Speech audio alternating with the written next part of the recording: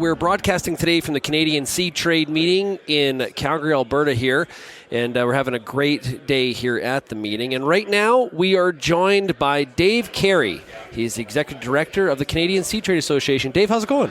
Really good, Sean. Thanks for being here. We're off to a good start. There's some weather in Eastern Canada, but good morning so far. Yeah. Some people really got stuck. Yeah. Literally. Yeah, it's the ice storm in Toronto, and we've got even a board member or two still trying to get here. You know, it's a stereotypical Canadian winter. It really is, yeah. The trouble is, it's only the beginning of December. Yeah, it's travel in Canada. Yeah, it's you got to build it into your travel times, unfortunately. Right, exactly. Okay, so this is where actually twice a year, but this is the semi-annual meeting. This is the meeting where, from a Canadian seed trade perspective, I think this is where a lot of business gets done. We're out of, well, not quite done harvest for the most part across parts of Canada, but people are looking towards next year. There's obviously contra season that a lot of these folks are worried about and thinking about, but there's a lot of issues to be dealt with at a meeting like this. What are some of the key things that were addressed in the open plenary session?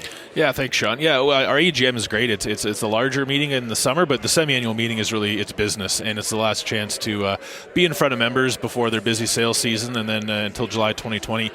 I think the one that's front in mind for our members is the update that we're about to get from on Seed Synergy from Strategy Corp, the merger company that the 6 organizations hired, about bringing 5 organizations structurally into the tent under a new seed organization. So members are going to get a chance to hear about the governance and the target operating model and service delivery.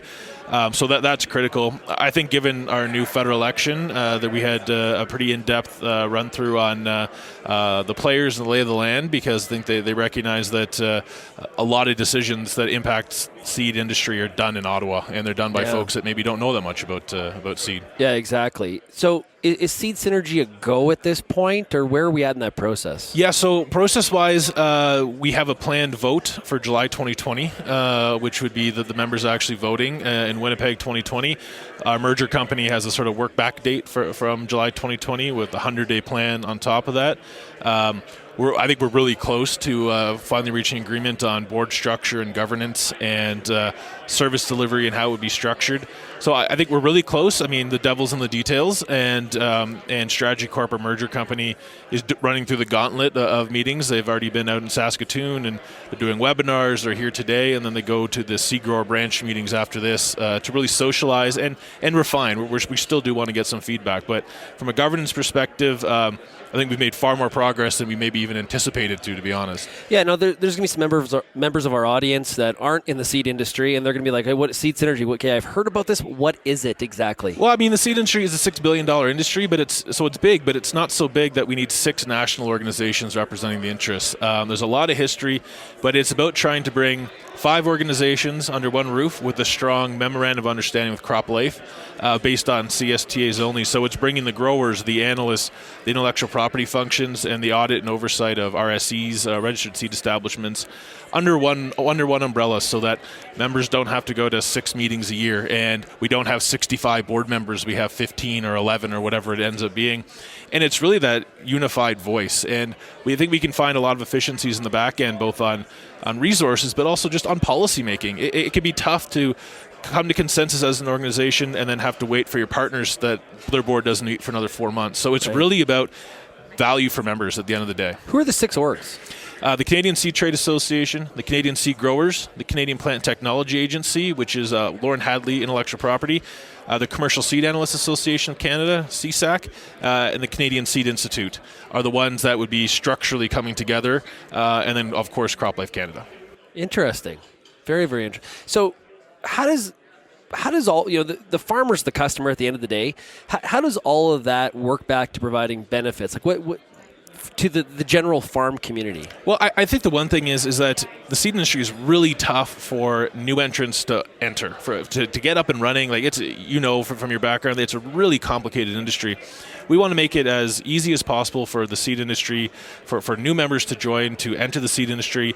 And I think the easier it is for new folks to enter the industry or to diversify their product offerings, the more robust intellectual property and an innovation environment we have, ultimately the better products that end up at the retailer for the farmer to purchase. And if farm groups, grain growers, the Canadian Federation of Agriculture, right now they have seed-related issues or priorities they want to discuss, it's who do we go to? And it's, do they call CSGA and they get referred to CSTA? Do they try to talk to Lauren Hadley and CPTA and they say, well, that's actually something that CSI deals with. So it's trying to be that very complicated industry, but we can have that single window at the front end. We think ultimately if our members are more effective and efficient and their organizations are delivering more value, then the products they're going to deliver to the farmer customers will be better as well. Okay, there's been a lot of talk in the last 10 to 20 years, but really it's heated up in the last 12 months in regards to value capture.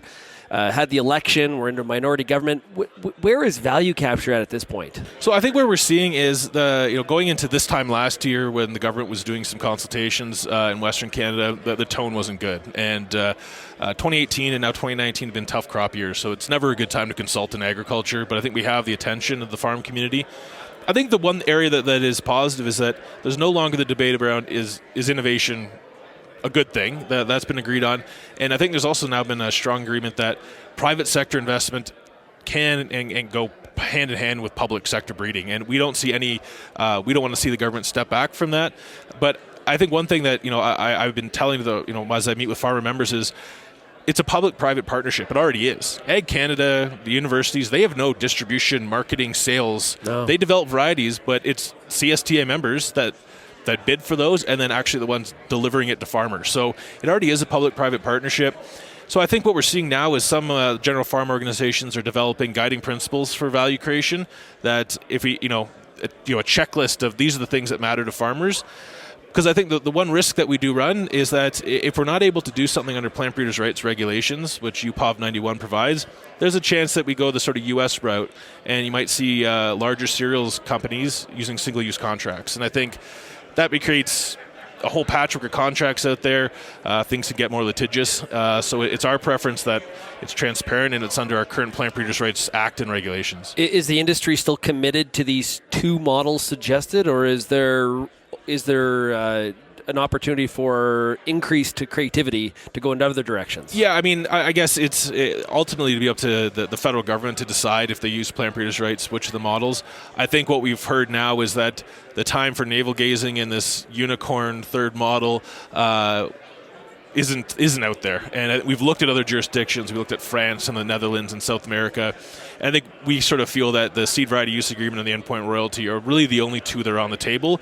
I think if you get it to a more creative third option, there's a good chance that wouldn't actually be legally allowable under Plant Breeders' Rights Act. We're talking about a regulatory change we can get done relatively quickly. It took 23 years for PBR, UPOV 91 to get done. So I think looking at anything act legislation-wise is going to delay innovation and investment in cereals, out 10 years for an act to get changed. No, Dave, as executive director of the CSTA, you're spending a lot of time talking on the Hill in Ottawa. With the minority government, how much complexity does that add? It just means probably more increased discussions, doesn't it? Because you're not just going to the government. Yeah, I mean, in 2015, we had about 60% turnover in seats, so there was a huge need for just general education and outreach. Right. Now with the minority government and 100 of the 338 MPs being rookie MPs, the need for that is still there. I think what becomes more complex is that the Liberals, the governing party will have to work with the Conservatives on agriculture issues. So the opposition critics become even more important because we want to make sure that if there was a lot of backroom negotiating when you don't have enough votes yourself to get something across the line. So it makes it more complicated. I think it also opens us up for opportunities to really make sure that both the governing party and the opposition parties are fully aware. But it's if you're not at the table, you're on the menu. And there's those who are opposed to modern agriculture are very well coordinated and will be on the Hill. And we need to be there as well. Do we sometimes underestimate how coordinated they are? No, honestly, they do a hell of a job. They really do, as far as managing their joint messages, getting those form letters out when there are issues, mobilizing, doing press conferences. It's easier. We're not necessarily beholden to the truth, which ag associations like ours, a board of directors wouldn't tolerate us, not being truthful. But we do need to do a better job, not just seed industry, but agriculture industry-wise, of let's agree on our 5-6 big issues. Let's have them the same for every meeting, and then we fill in the buckets underneath for our individual segments of the ag value chain. But with social media and everything, and a urban suburban government, we really need to collectively come together and make sure that we're on the same page, because those who are opposed to us, they seem to do a good job of it. Yeah, looking around in the hallways here, I see a lot of familiar faces. There's a lot of different crops involved. There's a lot of different sizes of companies involved. So how do you make sure that, with corn having its, economic presence here at a meeting like this, how do you make sure that other crops, one, get the, the attention that they're looking for, and also that, small and big companies, and trying to manage that sort of diversification as well? How do you manage all that? Yeah, I think CSC has a long history of doing it. We have 50 crop kinds in our membership, but 50. 50. Yeah. I would have never guessed. I would have taken the under. Yeah, okay. So I think the staff really do. Claudio in particular, Claudio Fulner, who manages our committees, that we have commodity-specific committees, and they don't necessarily always meet at the meetings, but we go to where the members are. So our Forage and Turf Committee, we go to Kansas City because they're all there for the Western meeting every year. Our Garden and Vegetable Seed members tend to be smaller. There's fewer of them. They can't all necessarily come to CSTA, but they all go to the American Flower and Vegetable Show, so we go to them. So I think it really is based on the diversity, and the size of our membership is a strength, both small and big, east-west crop kinds. And I think really it's everyone has a voice, and I think we really are appreciative of our larger members, which obviously provide more a lot of the fees into the organization by member dues and sponsorship, that I think they are also willing to do what's best for the industry. And it's one member, one vote. We have sales below 250 to over 500 million a year, 250,000 to over 500 million a year, and they're all in the same tent together. So it can be a challenge, but I think it ends up meaning that our policy positions are fairly nuanced, because we do have to encapsulate everyone.